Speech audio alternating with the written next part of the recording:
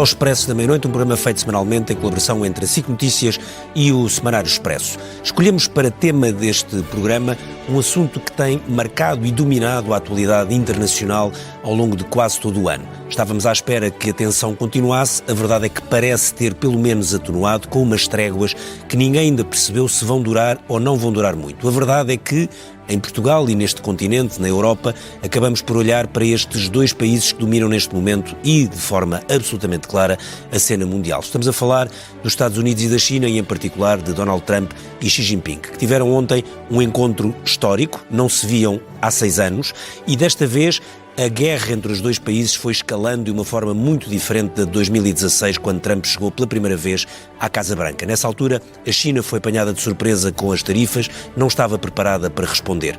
Agora, tudo foi diferente. A cada parada dos Estados Unidos, a China respondeu de forma igual. E chegou-se então ontem a um encontro que poderia ter corrido mal e aparentemente correu bem. De um lado, o poderio militar e o poderio tecnológico dos Estados Unidos, do outro lado também o poderio tecnológico da China e o poderio de uma coisa que até há pouco tempo pouco se falava e que se chama terras raras. E a verdade é que, com boicotes de um lado ou sanções do outro, a verdade é que os dois grandes países empataram e a Europa fica a olhar numa situação muito difícil. É isso que vamos tentar olhar neste Expresso da Meia-Noite, perceber o que é que se passou ontem, se podemos esperar ou não um tempo mais calmo e como é que nós, já agora europeus, podemos nos sair no meio disto.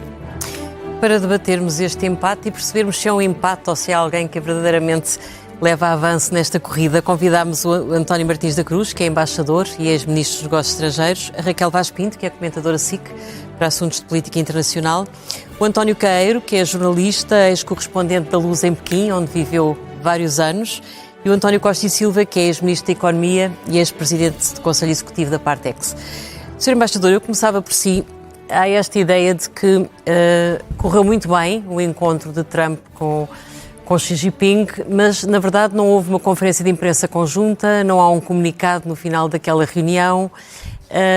Percebe-se que Donald Trump, que entrou um bocadinho a matar na relação com velhos aliados e também com a China, acabou por perceber que a ameaça chinesa de controlar as exportações das terras raras poderia ter um impacto dramático na economia, não só americana, mas mesmo mundial. É Trump que é obrigado a baixar a guarda neste encontro com Xi? Boa noite, muito obrigado pelo convite. Vamos ver, eu acho que esta reunião, esta cimeira, correu bem por várias razões. Primeiro, porque foi bem preparada. O presidente Trump e o presidente Xi Jinping não se sentam à mesa por acaso. Houve reuniões preparatórias, o vice-primeiro-ministro chinês e o secretário do Comércio, o ministro do Comércio americano, onde estiveram seguramente envolvidos diplomatas dos dois lados e provavelmente do lado americano também alguém, o National Security Advisor ou alguém do Conselho Nacional de Segurança. Foi bem preparada a reunião. A segunda razão é a seguinte: resolveram os dois ser pragmáticos, ou seja, não trataram de questões estratégicas, trataram de questões comerciais, sobretudo, e questões imediatas por duas razões. Primeiro, para baixar a tensão e evitar escalada. E depois, de certo modo, pelo menos durante um ano, para consolidar as relações bilaterais entre os dois países. Mas em termos comerciais, quem é que tinha maior necessidade de travar essa escalada da tensão a que assistimos nos últimos meses? Tinham os dois. Porquê? Os Estados Unidos precisavam, sobretudo, de duas coisas.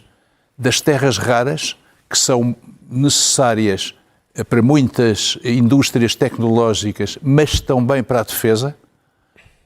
E, em segundo lugar, precisavam de exportar mais para a China, sobretudo soja, porque os agricultores do Midwest votam republicano e vai haver eleições para a Assembleia, a Câmara e o Senado para o ano, as midterm elections. E, portanto, ambos precisavam. O Xi Jinping precisava por outra razão. O mercado americano é mais importante para a China que o mercado chinês para os Estados Unidos. E, portanto, o Xi Jinping também precisa de exportar. Aliás, para lhes dar uma ideia, o comércio entre os Estados Unidos e a China é 1,5 bilhão de euros por dia, o que dá 1.500 milhões por dia. Por dia, exatamente. O déficit americano, em euros, o déficit dos Estados Unidos são 255 milhões, contas de 2024, 2025 ainda não se sabe. Portanto, o mercado americano é muito importante para a China.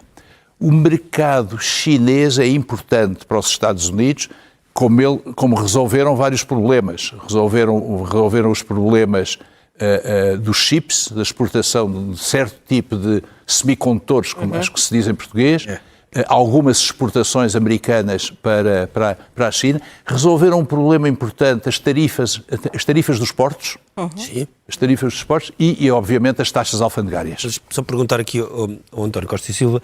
António, uma das diferenças claramente agora entre a primeira guerra comercial de 2016 e agora foi que a China respondeu a literalmente todas as paradas com o que tinha, não é? Os Estados Unidos lançavam uma tarifa ou ameaças de sanções e a China ia respondendo e nunca recuou ao longo deste ano. Já tivemos pelo menos 3 momentos de grande tensão em que as coisas depois pararam, mas sempre com a China a responder.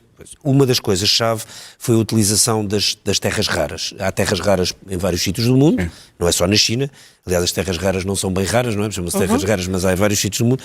Mas a China domina quer a produção, mas sobretudo o processamento, a refinação. E a minha questão é, isto é de facto uma coisa absolutamente crítica, o domínio que a China tem sobre a capacidade de refinar terras raras? Sim, é absolutamente crítica. E é evidente que o encontro parece que aparentemente correu bem, mas chama a atenção que não há muitos detalhes. Não há detalhes. Penso que é uma pausa tática, pode ser só isso. Para ser reativado daqui a algum tempo. Porque é um cessar-fogo. É um cessar-fogo, exato. É um cessar-fogo. Nós não podemos esquecer que estamos aqui numa transição hegemónica do poder internacional. E há uma potência dominante, que é os Estados Unidos, e há outra que está a desafiar o poder americano. E a China, como o Ricardo dizia muito bem, foi surpreendida em 2018, quando o presidente Trump lançou as primeiras tarifas, mas agora está altamente preparada. E, a meu ver, a geopolítica mundial é um iceberg. Nós podemos olhar para a superfície do iceberg, que a mim não me interessa absolutamente nada. Temos hoje um presidente americano que é um especialista em reality shows, portanto, converteu a Casa Branca no reality show, a geopolítica internacional no reality show. E ele faz estas manobras, então, todos entretidos a discutir quem é que telefonou, quem é que humilhou, o que é que ele vai fazer a seguir. Isso não importa. O que importa é o que se está a passar na parte imersa do iceberg. Sim. E aí são mudanças sísmicas brutais. Desde logo as terras raras. As terras raras, e isto é muito interessante, quando a gente compara com os nossos líderes políticos na Europa e nos Estados Unidos, as terras raras é um projeto que o Deng Xiaoping lançou em 1991. 1991. Ele fez uma visita à mina de Baotou, na Mongólia Interior. A mina de Baotou é a maior mina de terras raras do mundo. E no fim da visita ele tem uma frase histórica que hoje está nos compêndios. O Médio Oriente tem petróleo, nós temos terras raras. O Médio Oriente domina a economia hoje, nós vamos dominar a economia no futuro. E o que é que se passa? As terras raras é um conjunto de 17 elementos que ocupam uma posição muito específica na tabela periódica de Mendeleev. Mendeleev é um químico russo, fez uma das maiores descobertas da história da ciência. Só que tem os lantanídeos, tem o disprósio, o neodímio, o praseodímio, que a Raquel gosta muito. Estes elementos são absolutamente essenciais, desde logo para os magnetos, para os motores elétricos, para tudo o que são turbinas eólicas, para todo um conjunto de tecnologias. E a China domina 80% da produção e, atenção, 90% do processamento, que é muito importante, e da refinação, porque eles há décadas que apostaram neste desenvolvimento. O que é que se passa? A nível destas mudanças sísmicas que estão a ocorrer, a primeira é que a China domina estes materiais e respondeu imediatamente. Se for reparar, o Presidente Trump lança o Liberation Day no dia 2 de abril, portanto faz uma coisa que é impensável na estratégia, que vai defrontar 70 ou 80 países com as tarifas comerciais, portanto viola uma das regras básicas da economia mundial. O comércio é um pilar da ordem internacional, ele está a destruir este pilar da ordem internacional. Mas a partir daí tem vindo a recuar, não é? Não, mas recua continuamente, sabe porquê? Porque ele, quando fez o Liberation Day, o que aconteceu imediatamente a seguir?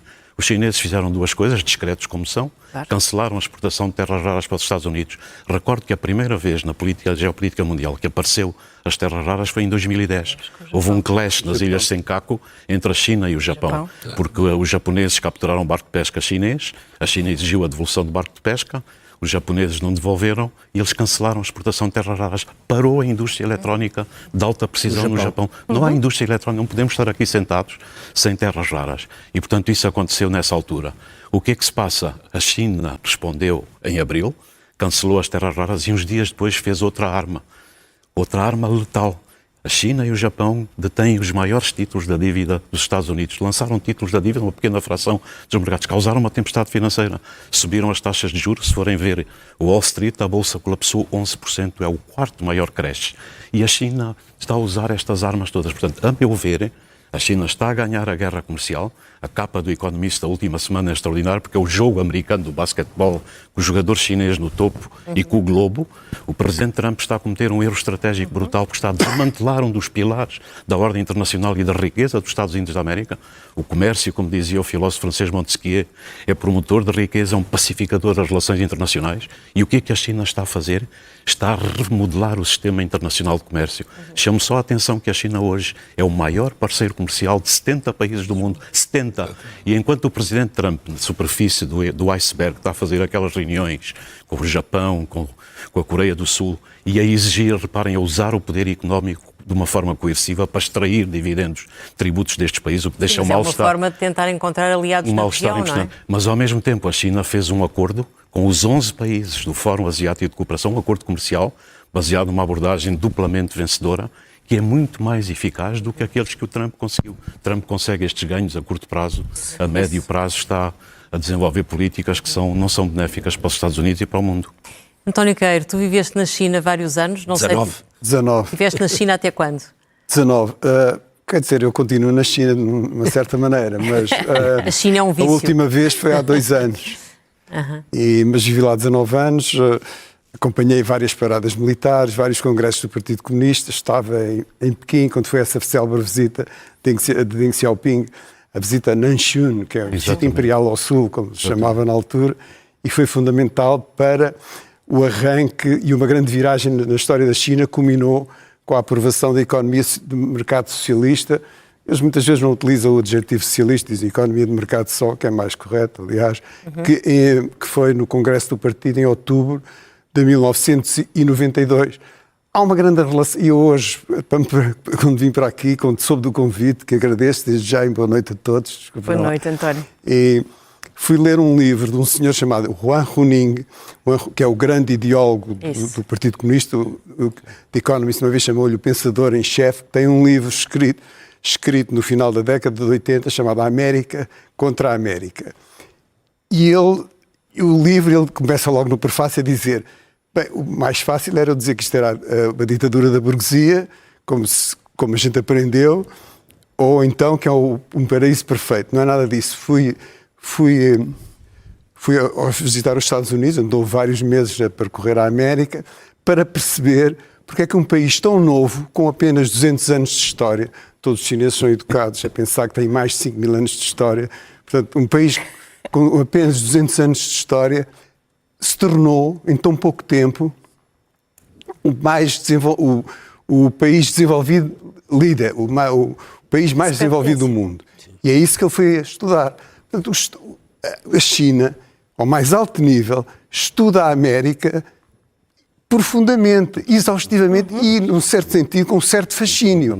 Curiosamente. E é boa a aprender, aparentemente. É boa a aprender e não é só a copiar, é também como se está a ver agora. Porque esse era o preconceito que havia. Eles são bons a copiar, mas não inovam. Não, inovam também. E, além disso, no caso de Xi Jinping, há uma relação particular com os Estados Unidos, porque a primeira delegação governamental chinesa que foi aos Estados Unidos depois do estabelecimento das relações diplomáticas, foi no outono de 1980, esta visita, era chefiada pelo pai do Xi Jinping, que era o vice-primeiro-ministro, um general da velha guarda, que foi no outono de 1980. Aliás, essa foi um grande périplo, incluiu uma visita à Disneylândia, uma célebre fotografia do general Xi Jinping a apertar a mão ao rato Mickey. E a filha do presidente Xi Jinping, em 2010, foi fazer um curso superior e aonde? Em Harvard. Não foi para aprender a aprofundar a luta de classes, seguramente. Não é? Esteve lá até 2014.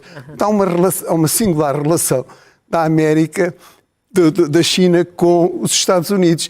E em muitos aspectos, o trepidante desenvolvimento da China e o capitalismo, no fundo, que existe na China, faz muito lembrar a América do princípio do século. Esta criatividade... Do século XX? Do século XX. O que acontece é que, na última década, o que passou a unir os grandes partidos políticos americanos foi a ideia da contenção da China. A China é alvo dos Estados Unidos, um alvo punitivo. É porque a ideia de contenção, o Sr. Embaixador percebe disto mais do que eu, é uma coisa altamente assintosa, porque é impedir um país de se desenvolver. Mas, António, exatamente o périplo que Trump fez antes de se encontrar com Xi, o périplo que ele faz pelos seus aliados das democracias daquela zona da Ásia, no fundo inserem-se na manutenção desse espírito de contenção da China, uma tentativa. Mas é demasiado rápido e desplicente. Aliás, já se falou do acordo que a China acabou por assinar com a ASEAN, mas o Xi Jinping está lá na reunião da APEC, ainda hoje falou. E encontrou-se com o Primeiro-Ministro do Canadá, com o Primeiro-Ministro... Ele vai lá aos sítios e fica. Não passa para fazer um número. E isso faz muita diferença. Portanto, a China estava preparada para esta situação, para este embate. Porque a guerra comercial começou no primeiro mandato de Trump e está sujeita a sanções desde esse tempo. As primeiras tarifas era uma panóplia sobre painéis solares, até sobre eletrodomésticos, e depois as restrições à exportação de semicondutores altamente desenvolvidos, o que fez aguçar o engenho das universidades e dos académicos chineses. Hoje, na área da informática, da inteligência artificial, a primeira universidade do mundo é a de Tsinghua de Pequim.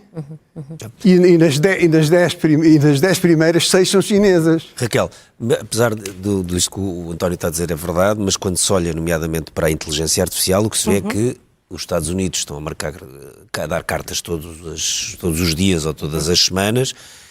Enfim, as grandes empresas mais capitalizadas ou com maior capitalização bolsista são todas americanas. Houve ali um abalo quando os chineses apareceram com o DeepSeek, mas na verdade depois disso, embora eles mostraram que conseguiram fazer coisas muito boas, até com um preço muito mais baixo, não parecem estar a conseguir acompanhar essa guerra que parece que pode ser determinante para o futuro da economia e da inovação. Bem, antes de mais, é um prazer estar aqui com este grupo, ainda por cima ao lado do António, que como eu gosto tanto do Desprósio, somos as duas pessoas que falam do Desprósio neste país. Eu sou engenheiro de Minas. E relativamente à pergunta, em termos tecnológicos é verdade, a China tem-se preparado muito bem. A China está hoje em dia a tentar captar está a fazer uma grande operação de charme a todos os cientistas que neste momento têm dúvidas se vão ou não continuar nos Estados Unidos. E isso é ligado àquilo que Trump tem feito em relação às universidades. Em segundo lugar, é verdade que, nesse ponto de vista, tens razão. Ou seja, nós temos estas grandes empresas, mas ao mesmo tempo já se nota uma diferença muito grande. E essa corrida tecnológica é uma corrida muito interessante. Em primeiro lugar, podemos pensar, por exemplo, no que foi o grande salto do 5G que a China fez com a Huawei e que ainda hoje os Estados Unidos estão depois a tentar acompanhar.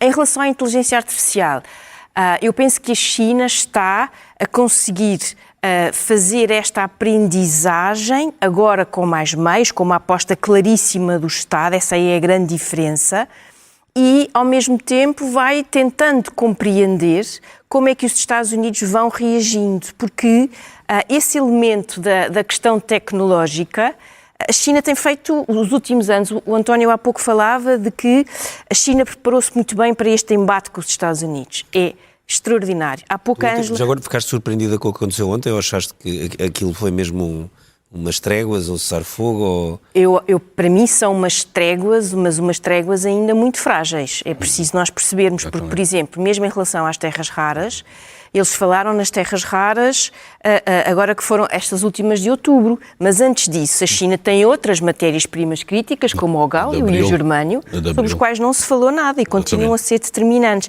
Eu vou esperar para ver. Agora, eu não acho que tenha sido um empate. Eu acho que foi um empate com sabor a vitória para a China. E desde logo pela forma como o próprio Donald Trump colocou a questão. E diz, vai-se reunir o G2. Ou seja, Trump deu à China, também obviamente por seu mérito, mas deu à China uma igualdade entre duas, vamos dizer, grandes potências. Os Estados Unidos ainda continuam a ser uma superpotência, mas e a relação totalmente diferente, ou seja, com a primeira-ministra do Japão, a atitude de subserviência que tem que ser feita, porque é preciso fazer os negócios e pôr tudo em andamento, e repara a diferença. Tu viste, quando foram aquelas imagens que nós, dos dois com as bandeiras dos seus países, Trump a tentar fazer aquele seu estilo, claro, a tentar fazer conversa, e Xi Jinping com um ar de muito poucos amigos, com um ar super sério, e isso também foi interessante. Ou seja, é verdade que para já a parte da inovação relativamente à inteligência artificial está do lado dos Estados Unidos ou das empresas dos Estados Unidos. Mas até quando? Porque aquilo que nós temos estado a ver é uma aposta muito grande e uma evolução muito grande. O que a China aprendeu em termos de semicondutores nos últimos anos, já também a prever este embate, tem sido uma coisa absolutamente extraordinária. A China precisa talvez de mais uns anos para ser mais autónoma face aos Estados Unidos. Mas a China, ao contrário de outros países, tem uma estratégia e faz muito bem o seu trabalho de casa. E é coerente e persistente. E, portanto, nesse sentido, eu não poria as fichas ou os semicondutores todos de um lado. Sr. Embaixador, o que é que se pode esperar deste ano de tréguas? Bom, aparentemente dura um ano. O que é que se pode esperar? Não sabemos. Sabemos o seguinte, que Trump, os Estados Unidos têm pressa e a China não tem.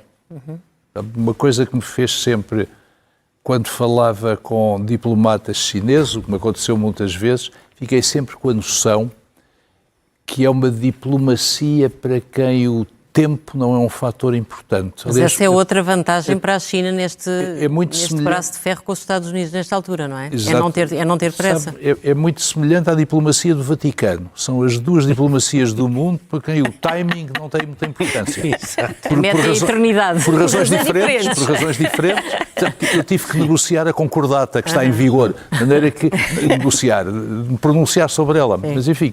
Era uma coisa que a China deixava exasperados os portugueses que estavam na negociação de Macau, porque as coisas, a China estava com calma e os diplomatas que estiveram envolvidos nisso contam muito isso. Sim. Eles tinham uma gestão do tempo um bocadinho exasperante. Tinham, exceto na parte final, porque eles queriam a aprovação no plenário do Partido Comunista, queriam aprovar a declaração conjunta de Hong Kong e a nossa ao mesmo tempo. Mas, para responder à sua pergunta, eu penso que o que vai acontecer, vamos ver. Ficaram agendadas visitas oficiais de Trump à China e de Xi. Mas vão ter que ser preparadas. Vão ter que ser... O que nós sabemos é o seguinte. A China é uma potência económica a crescer. Em paridade de poder de compra, o Sr. Engenheiro sabe isso muito melhor que nós, em paridade de poder de compra está ao nível e porventura já ultrapassou os Estados Unidos. O que é que se passa?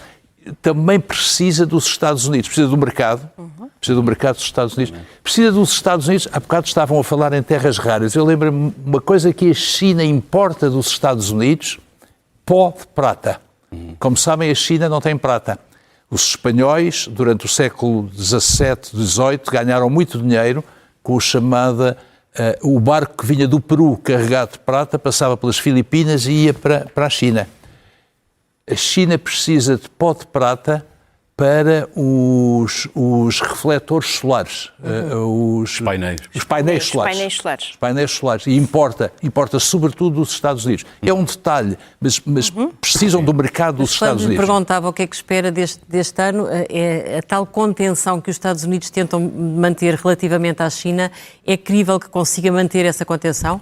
Ou o normal e o expectável é que a China expanda o seu poder económico? Ele tem que manter essa contenção. Vamos ver, como o Sr. Engenheiro dizia há bocado, isto está tudo ligado. Trump, o que é que no fundo, esta reunião de Trump com Xi Jinping e o facto de terem conseguido um acordo, ainda que provisório, ainda que só por um ano, faz lembrar o que Kissinger fez nos anos 70, ir à China para isolar a União Soviética. E temos que ver na perspectiva do que está a acontecer na Europa e do conflito na Ucrânia, e tendo corrido mal as negociações ou as relações entre Trump e Putin, não é de pôr de lado que esta aproximação também tem a ver com uma mensagem a Moscovo. Embora não tenham falado da Ucrânia. Pelo menos não saiu cá para fora. Repare, não houve comunicado, houve duas coisas. Declarações do presidente Trump no Air Force One e houve duas declarações do porta-voz do Ministério dos Negócios Estrangeiros em Beijing e do porta-voz do Ministério do Comércio. Os dois fizeram declarações e por aí é que nós sabemos mais do que disse o Trump entre duas portas, para usar uma expressão da diplomacia do Vaticano, quando se fala entre duas portas, nunca se sabe. António, quando nós olhamos para este tema das terras raras e do facto da China dominar quer a produção, quer sobretudo o processamento e a refinação, é possível que os Estados Unidos e outros países alterem esse equilíbrio ou esse desequilíbrio, no sentido em que há muitos outros sítios onde há terras raras, como o Brasil e por aí fora, é possível alterar e criar uma cadeia de produção? Sim. Mas demora muito tempo. É uma excelente questão, mas demora muito tempo porque tem que aprender-se toda a técnica de processamento, extração, refinação. Não é uma coisa fácil de fazer. Não é fácil. E os Estados Unidos têm 23, o rácio de reservas, as reservas chinesas estão estimadas em 44 milhões de toneladas. Terras raras. Os Estados Unidos 44 milhões de toneladas. E os Estados Unidos é 1,9. E, portanto, a China produz por ano 730 mil toneladas de terras raras que abastecem praticamente o mundo todo. E as terras raras é um elemento, mas o outro elemento que o Ricardo suscitou e a Raquel discutiu muito bem tem a ver com os semicondutores. Portanto, a China aí está a dominar. Agora, nós não podemos esquecer que temos do outro lado da barricada um homem que se chama Xi Jinping, altamente treinado. O Partido Comunista Chinês tem mais de 90 milhões de membros. As pessoas, quando chegam ao topo, fazem exames uns atrás dos outros. É altamente bem preparado. E quando ele chegou em 2013, definiu uma coisa. A minha estratégia é preparar a China. Vocês vejam isto em termos estratégicos. A minha estratégia é preparar a China para poder operar no mundo hostil. E tudo o que se está a passar, particularmente as ações do Presidente Trump, estão a validar a estratégia de Xi Jinping na China. E é reconhecido, reforçou o poder do partido, reforçou a influência política. E ele disse, vamos fazer isso de uma maneira muito simples. Vamos transformar-nos na maior superpotência tecnológica e industrial do mundo. Ele tem uma comunicação em 2020 que é extraordinária, com os quadros do partido em que diz, nós neste país nunca, mas nunca vamos ignorar os fundamentos da economia real. Nunca podemos permitir a desindustrialização. A industrialização do país é fulcral porque é onde está o cerne da criação de valor. O que é que ele fez a partir daqui? Definiu a sua estratégia para a China ser de uma forma muito inteligente, como ele formulou.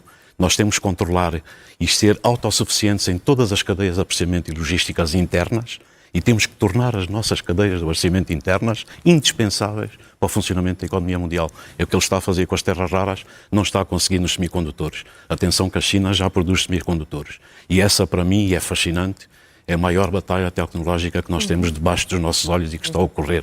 Porque a Intel, em 1971, lançou o primeiro microprocessador do mundo.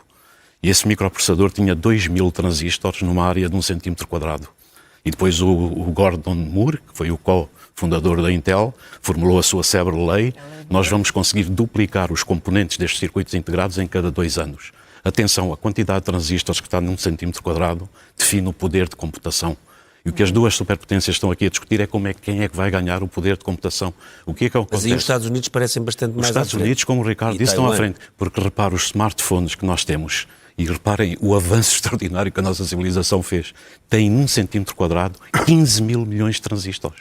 Nós fizemos uma viagem de 2 mil para 15 mil milhões de transistores. Agora o que é que se passa aqui, e é o debate grande e a luta entre os Estados Unidos e a China, tem a ver com a capacidade de computação. Medimos isso com aquilo que chamamos o teraflop. 1 teraflop é fazer 1 bilhão de operações por segundo. 1 bilhão. Os chips médios mais avançados que a China tem conseguem 114 teraflops. A NVIDIA, que já passou os 5 bilhões de valorização, tem 2.500 teraflops. Portanto, é esta a escala. O que é que os chineses fazem? O presidente Trump, quando relaxou, a certa altura, a exportação destes microchips avançados para a China, estava a pensar que os chineses iam desesperados ir comprar. E eles retraíram-se. O Xi Jinping faz uma reunião com todos os quadros e com as indústrias e diz: meus senhores, isto é uma armadilha, nós vamos acabar por comprar, mas nós temos que fortalecer as nossas cadeias internas de produção. E o que é que eles estão a fazer? É muito interessante, porque isto fabrica-se com chamadas máquinas de litografia que usam raios ultravioleta avançados, que são os raios de luz. Os Países Baixos em cena. Exatamente, é a ASML. A ASML é a única companhia do mundo que faz estas fábricas de litografia, que depois são usadas em Taiwan pela TSMC e na Coreia do Sul com a Samsung. E estas máquinas operam, parece ficção científica, os universos paralelos do Arthur Clarke. Eles entram na escala infraatômica, porque estes raios têm um comprimento de onda muito curto, são 12 ou 13 nanómetros. 1 nanómetro é 1 bilionésimo do metro, portanto é 1 milésimo do milímetro. Vocês estão a ver como é que isto se opera? Isto vai diretamente. Nós não estamos mesmo a conseguir ver. Isto vai diretamente às bolachas de silício e imprime os circuitos integrados. O que é que os chineses estão a fazer? Eles não têm esta tecnologia, mas à boa maneira chinesa, com a formulação da estratégia, eles disseram: nós vamos fazer em termos de multipadrões os nossos comprimentos de onda de luz, e eles estão a investigar na engenharia óptica, todo o tipo de fontes. Nós vamos investigar isso e vamos tentar fazer isto com uma espécie de multitask, multitarefas. Portanto, vamos lá uma vez, 2, 3, gastam muito mais energia, mas estão a fazer o seu caminho. E depois, ao mesmo tempo, ligaram isto à matemática da inteligência artificial, que é muito a paralelização das tarefas. É dividir as tarefas de compor e executar cada uma delas. E eles estão a desenvolver todo esse tipo de tecnologia, e é crível que num espaço de tempo mais ou menos curto, que eles consigam chegar lá. E porquê? Porque isto é na área do hardware. Agora, atenção, Ricardo, na área do software eles estão a par dos Estados Unidos. O DeepSeek foi um murro no estômago de todo o sistema tecnológico americano. Vimos o presidente Trump com as grandes empresas americanas anunciar: nós dominamos a inteligência artificial, o software, e dias depois, discretamente, lança o DeepSeek, que faz a mesma coisa, de uma forma mais eficaz e com menos custos. E os chineses atuam nesta base. Se me permite, só uma frase. A semana passada estive na Universidade de Macau com o professor Rui Martins, que é o vice-reitor e diretor do laboratório. Estão a fazer as plataformas para os chips. Já. Ou seja, a Universidade de Macau já está a ajudar o desenvolvimento dos semicondutores e dos chips na China. Ótimo. António Queiro, a Europa no meio disto está paralisada. Esta semana teve em Lisboa um vice-presidente da Comissão Europeia que está ligado à pasta da indústria e que dizia que se houver uma crise no acesso às matérias-primas, que pode haver uma ruptura, por exemplo, no setor automóvel na Europa em 15 dias. Portanto, é um discurso quase de desespero e fala de um plano que a Europa tem que encontrar até ao Natal. Como é que a China olha para a Europa e se é que perde algum tempo a olhar para a Europa no meio desta guerra? A China, num certo sentido, durante um período apostou muito, já do tempo do presidente Mao, na Europa, porque era um bloco que se opunha, chegou a haver uma teoria dos três mundos. Era um bloco que se opunha quer à União Soviética, quer independente da União Soviética, quer dos Estados Unidos. E tem sempre uma palavra um pouco mágica, que é a autonomia estratégica da União Europeia, que no fundo transporta essa mensagem. Mas é um dos principais parceiros económicos da China. Sim. Em termos de... Os Estados Unidos, como país singular, é o maior mercado das exportações chinesas, mas em blocos, só há 3 anos, até há 3 anos, era a União Europeia. Foi ultrapassada pela ASEAN nos últimos anos, que faz parte, eu vou responder à tua pergunta, Ângelo, porque na preparação da China para a ofensiva e a guerra comercial e a contenção da China promovida pela administração norte-americana e secundada com imenso zelo pela União Europeia, a China começou muito cedo a diversificar os seus mercados. Este ano, por exemplo, o comércio externo chinês, apesar das sanções e das tarifas, aumentou cerca de 5%. E aumentou aonde? Aumentou com a ASEAN, que é hoje o maior parceiro comercial da China, mas quando falamos em ASEAN, falamos num bloco com grandes países, a Indonésia em primeiro lugar, mas o Vietnã também, e que são cerca de 600 milhões de consumidores em crescimento acelerado, em termos de consumo e de desenvolvimento económico. Com a África aumentou 2 dígitos, com a América Latina as relações também são cada vez mais fortes, e portanto foi diversificando e passando a depender cada vez menos das flutuações ou do humor político dominante em Washington ou em Bruxelas. Também, por exemplo, sintomaticamente, as linhas gerais do próximo plano quinquenal que foram aprovadas a semana passada pelo Comitê Central do Partido Comunista Chinês, um dos objetivos é acelerar a autossuficiência tecnológica e científica da China. E acelerar num país que anda sempre acelerado quer dizer muita coisa, não é? E em chinês acelerar significa mesmo jiakuai, que é acrescentar velocidade, acrescentar a pressa. É esse ritmo que a China tem, mas ao mesmo tempo com uma visão muito dilatada do tempo.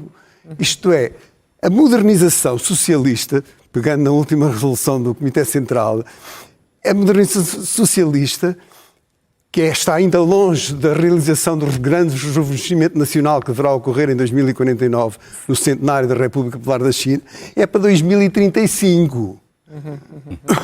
É esse o plano. Eles, em 2015, lançaram a Guerra à China 2025, onde elencaram uma série de setores onde a China devia ser dominante. Aí sim, eles utilizaram a palavra dominante, que é uma coisa que o protocolo chinês costuma evitar. Mas foi os carros elétricos, painéis solares, farmácia, bioquímica, e conseguiram.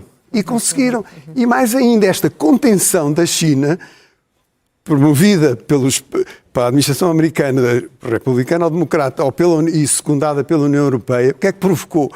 Provocou uma mobilização da criatividade nacional chinesa, além de ter outro efeito que se calhar não estava previsto, que é reforçar a liderança autoritária do presidente Xi Jinping. Porque a China, sob ameaça, tende a promover uma direção forte e centralizada, como eles dizem. Portanto, nesse aspecto, e hoje, há pouco tempo, houve um alto funcionário da administração Biden e ensaísta, o Doshi, que escreveu um artigo no New York Times onde reconhecia que a contenção da China é impossível. Isto é, foram precisos 10 anos para chegarem a esta conclusão. Enquanto a China adota um discurso que é era irresistível. Xi Jinping foi de uma elegância absolutamente notável com o presidente Trump, quando lhe disse... O Trump também disse aos jornalistas que se tivesse que classificar o encontro numa escala de 0 a 10, dava 12. Também, aliás, tratou como um grande dirigente de um grande e poderoso país. Isso mesmo. Mas o Xi Jinping disse, nós não devemos ser parceiros e amigos. É isso que a história nos ensinou e que a realidade pede. Exatamente. E depois disse que a ideia da China, a ideia de desenvolvimento da China e de revitalização ao rejuvenescimento, as palavras não parece que é revitalização, vão de par a par com a visão do Presidente Trump de Make America Great Again. Perguntar uma coisa ao António, que o António trabalhou muitos anos em petróleo, energia. A Europa não tem petróleo, assim, pelo menos em quantidade, gás natural tem pouco, não tem muitas terras raras. Como é que, olhando para o continente europeu, quando estamos neste reequilíbrio petróleo, terras raras, etc., nós ficamos aonde e com o quê? Ricardo, isso é uma grande questão. Eu, exatamente por causa disso, escrevi um livro por causa da minha experiência ministerial e aprender por dentro qual é o funcionamento da União Europeia, e fiquei muito desiludido. E atenção, eu sou profundamente europeísta. Eu acho que o projeto europeu é o projeto político mais extraordinário do século XX, mas a Europa hoje Mas ainda acredita nele? É muito difícil. Portanto, o que é que se passa na União Europeia? A União Europeia tem uma obsessão regulatória. Quando era Ministro da Economia, pedi um levantamento nos últimos 4 anos, quantos regulamentos na área da economia foram feitos. Foram feitos 3.500 regulamentos. E eu confrontei os meus colegas no Conselho de Competitividade da União Europeia a dizer como é que uma empresa europeia pode operar, pode inovar, a responder a 3.500 regulamentos. E pensei que o número era exagerado. No relatório Draghi, ele fala em 11.000. Portanto, estamos a conversar. A opção regulatória é tremenda. Depois, o modelo industrial europeu está obsoleto. A locomotiva grande da Europa era a Alemanha. É preciso dizer que no dia 24 de fevereiro de 2022, quando o exército russo entrou na Ucrânia, colapsaram 3 grandes pilares europeus. Colapsou o modelo industrial e económico, o modelo energético, porque todo este sistema dependia do gás barato russo, e o modelo de segurança. E a Europa está perdida a tentar reencontrar-se aqui. Há um fosso impressionante que se cavou entre a Europa e os Estados Unidos e a China. A Europa de um lado, os Estados Unidos e a China do outro. Para vos dar uma ideia, em 2008 o PIB da União Europeia era 14,3 bilhões de euros. Comparado com os Estados Unidos, de euros, dólares, naquela altura, comparado com os Estados Unidos eram 14,7, mesma ordem de magnitude. O PIB europeu hoje são 17, os Estados Unidos estão-se a aproximar do 30. Há um fosso impressionante que se cavou. Fiz um exercício muito simples e convido-vos a fazer. Peguem em todos os países da Europa, em termos do PIB per capita, que é o indicador da riqueza, e comparem com os Estados americanos. Se cada país europeu for um Estado americano, onde é que fica? Tirando a Alemanha, todos eles ficam no 51º lugar, atrás do Mississippi, que é o Estado mais pobre dos Estados Unidos. E eu, como cidadão português e europeu, estou preocupadíssimo com isso, porque isto liga-se a estes 15 anos em que as políticas europeias foram desastrosas. A maior de todas é a indústria automóvel. A Comissão Europeia e os Estados-membros permitiram tomar uma medida contra a indústria automóvel, que é um pilar da indústria europeia, proibindo os carros de combustão interna a partir de 2035. A partir desse momento, mataram o investimento nesta indústria. E isto é grave em termos do desenvolvimento futuro. E depois o que é que se passa? A União Europeia, nós produzíamos na Europa 23% destes microchips, incluindo os mais avançados, nos anos 90. Hoje produzimos 6%. Das patentes de inteligência artificial, a inteligência artificial é a nova tecnologia, vai formatar a economia mundial, só 7% estão na Europa. Quando analisa os dados que se criam, só 1/10 dos dados gerados na Europa são tratados dentro da Europa, o resto são tratados em outros lados do mundo. Quando analisa as 20 maiores empresas tecnológicas do mundo, só temos uma europeia, que é a ASML. Nas 20 maiores. Portanto, nós investimos muito na inovação, mas a Europa sabe fazer ciência com dinheiro, não sabe fazer dinheiro com a ciência. É um problema crucial em termos de inovação que se tem. Eu fiz uma série de propostas na altura para discutirmos a competitividade europeia, porque a Europa tem muito talento, mas é dificílimo. Só para vos dar uma ideia, uma das grandes respostas da Europa é o mercado único europeu. É a maior arma que nós temos. Mas o mercado de bens que funciona relativamente bem, se nós formos ver a desarmonização fiscal que existe, as diferentes regras, o Fundo Monetário Internacional fez um estudo, é equivalente a uma tarifa interna entre os países da União Europeia de 45%. E no mercado de serviços que não funciona é de 110%. E no mercado de capitais também não. Nós não temos o mercado da energia e não temos o mercado de capitais. E reparem os paradoxos, a Europa deixou de pensar e sobretudo não tem inteligência estratégica. Nós temos, em termos das poupanças na União Europeia, 33 bilhões de euros. A maior parte deste dinheiro está parado. Só uma pequena percentagem está em contas ativas. E depois a Europa, onde é que investe? As pessoas querem investir 300 mil milhões de euros por ano, são investidos nos Estados Unidos, quando as nossas empresas precisam desesperadamente de dinheiro. Espero que a nossa comissária agora consiga desenvolver isso. Isso é uma arma vital, mas tudo o resto que tem a ver com o funcionamento do mercado único, nós estamos a patinar e isto cria grandes condicionamentos. Deixa-me perguntar à Raquel, este momento de fraqueza, de falhanço quase da Europa neste novo arranjo internacional, pode levar a Europa finalmente a tentar desencalhar? Pode, e de facto costuma-se dizer que em tempos de crise é quando a Europa avança, não é? Mas é realmente muito difícil, porque a União Europeia neste momento está perante uma tripla estratégica muito difícil. Depender menos dos Estados Unidos, sobretudo em indústrias de defesa, depender menos da China no sentido destes aspectos de concorrência, em particular as terras raras, mas não só, mesmo em termos de concorrência de alguns setores, que somos mesmo concorrentes, e depois fazer face a uma Rússia que não vai ficar, e não está, e não vai de todo ficar pela Ucrânia e que continua aqui com outro tipo de vontades. Portanto, a Europa tem de facto um momento muito difícil. Acresce o que nós hoje estivemos a conversar. Reparem que a China vai aproveitar para além da perspectiva coletiva, para além de tudo isso, a China continua a apostar numa regra clássica das grandes potências, dividir para reinar. Portanto, a China vai continuar a investir na Hungria, vai continuar agora a investir cada vez mais em Espanha, o rei espanhol vai agora à China e, portanto, o Reino Unido, que não faz parte da União Europeia, tem um problema de fundo muito sério com a China em algumas das suas áreas estratégicas. E a Europa, que já está muito dividida, e, portanto, fica ainda nós temos mais aqui o pior dos três mundos. Portanto, acabamos assim com uma nota um bocadinho pessimista, Ricardo. Agora o Sporting hoje ganhou. A capa do Expresso fala-nos de vídeos de André Ventura e do Chega sobre os ciganos e sobre os imigrantes vistos por 43 milhões de vezes. É. 1 em cada 4 vídeos publicados no TikTok é sobre estas duas minorias. Os cartazes geram quase 500 queixas na CNE e na PJ. A grande foto da capa do Expresso é do Tribeca, o festival que está a decorrer em Lisboa, o melhor do cinema mundial, que passa pela capital. A foto é dos atores Tiago Aldeia, Daniela Roy e Giancarlo Esposito. Estiveram na abertura do Tribeca, que acaba amanhã, e durante este festival haverá exibição de filmes, podcasts e conversas com alguns dos protagonistas da indústria cinematográfica. Temos depois mais uma má notícia sobre o setor da saúde, que também continua em grande crise no país. As juntas médicas em risco de parar até 2026 por falta de verbas. Marcelo censura a opção do Governo por falta de estratégia no SNS. Termina aqui o Expresso da Meia-Noite. Nós voltamos na próxima semana. Um bom fim de semana.